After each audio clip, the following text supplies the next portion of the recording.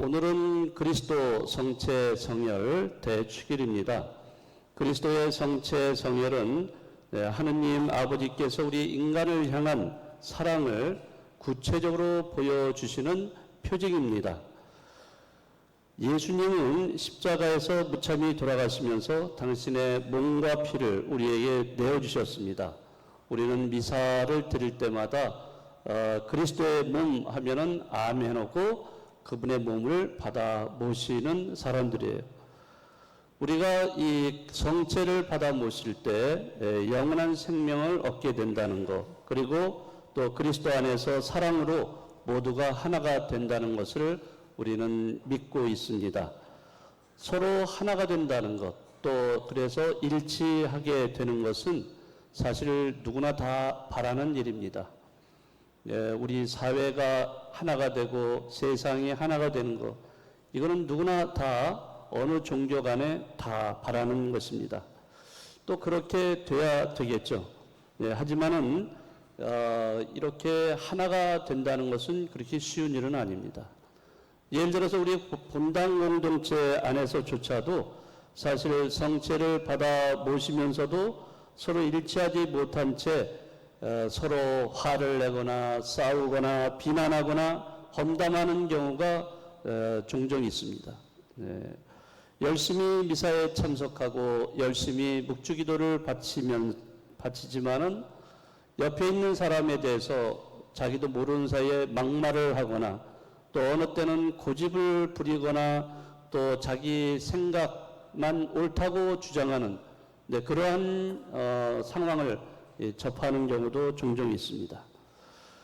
또 특별히 끼리끼리 모여서 그 자리에 없는 사람을 험담하고 비난하는 경우도 얼마나 많이 있습니까? 나중에 그런 이야기를 들으면 그 자리에 없던 사람이 얼마나 마음의 상처를 받겠습니까? 이런 말이 있습니다. 살인은 한 사람을 죽이지만은 험담은 세 사람을 죽인다.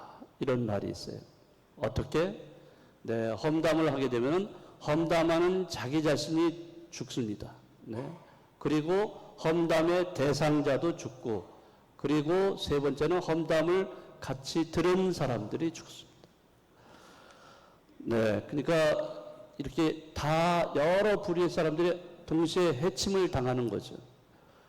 그러니까 남을 비난하고 험담한다는 것이 어떤 결과를 초래하는가, 우리가 이런 거를 좀 생각을 잘 하셔야 됩니다. 이런 이야기가 있어요. 어떤 수도사가 있었는데 그 수도사가 젊은 과부집에 자주 드나들었다고 합니다. 그러니까 그것을 본 마을 사람들이 좋지 않은 소문을 퍼뜨려서 이 수도사를 험담을 했어요.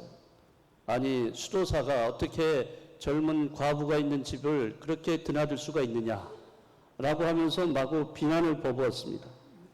그런데 얼마 지나지 않아서 이 젊은 과부가 세상을 떠났어요.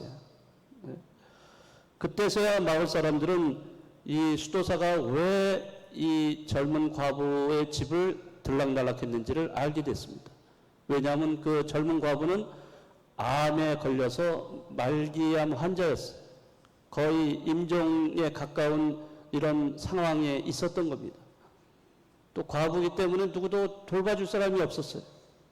그래서 그 수도사가 그 임종을 잘 마칠 수 있도록, 할 수 있도록 그 집을 방문을 해서 기도해주고, 그렇게 임종을 도와주었던 겁니다.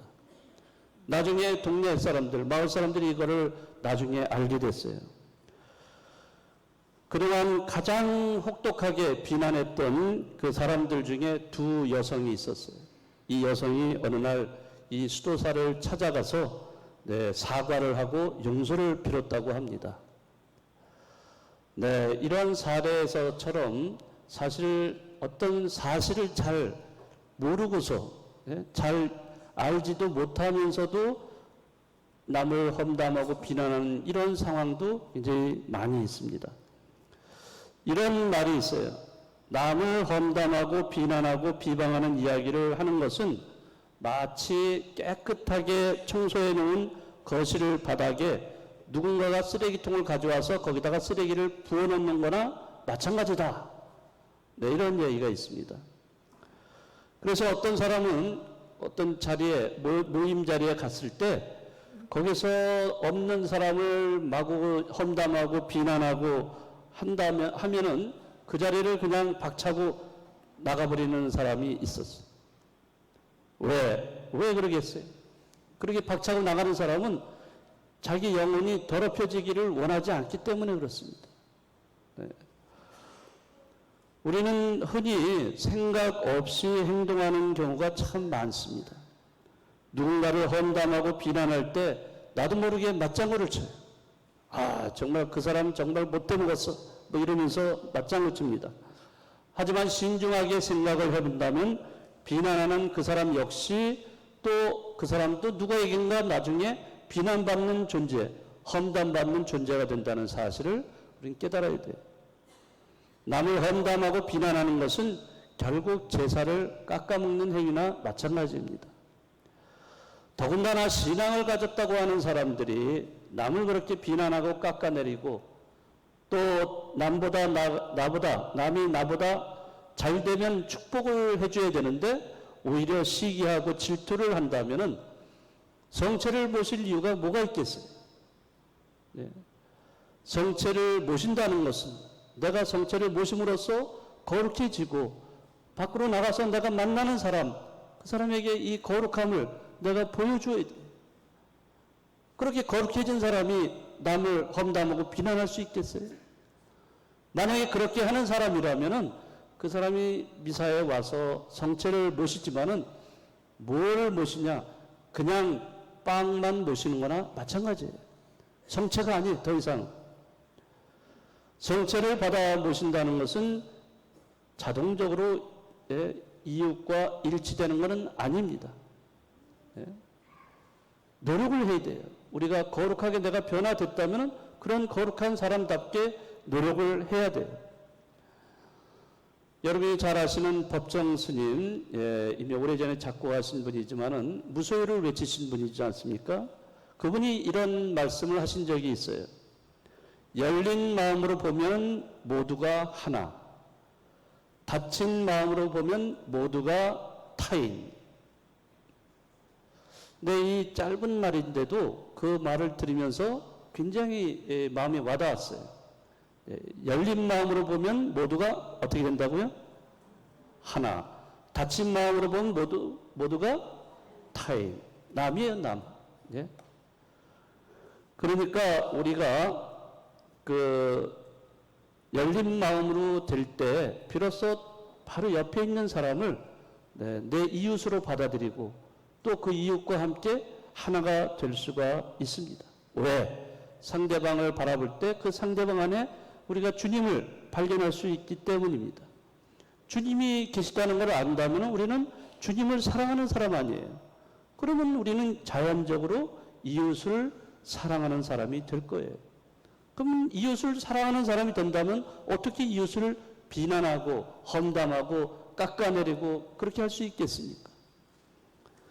내가 하느님의 눈이 되고 내 마음이 하느님의 마음이 되지 않는다면은 이웃을 내 뜻대로, 내 생각대로, 내 욕심대로만 대할 수밖에는 없을 겁니다.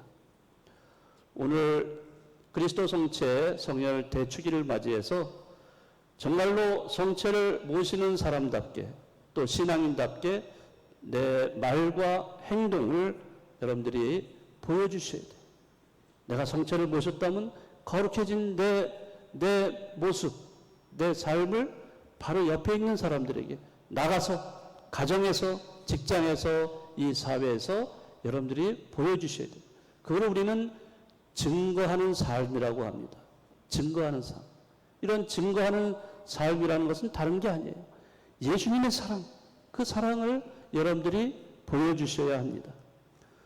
그런데 그 사랑이라고 하는 것은 그것은 바로 자기를 조금이라도 희생하고 자기를 내려놓고 자기를 포기하면서 보여줄 수 있는 사랑이에요. 그게 진정한 사랑이죠. 이런 사랑을 이웃과 나눌 수 있을 때 우리는 정말로 성체를 제대로 받아 모시는 사람이 될 겁니다. 이따가 여러분들이 성체 모시러 나올 거예요.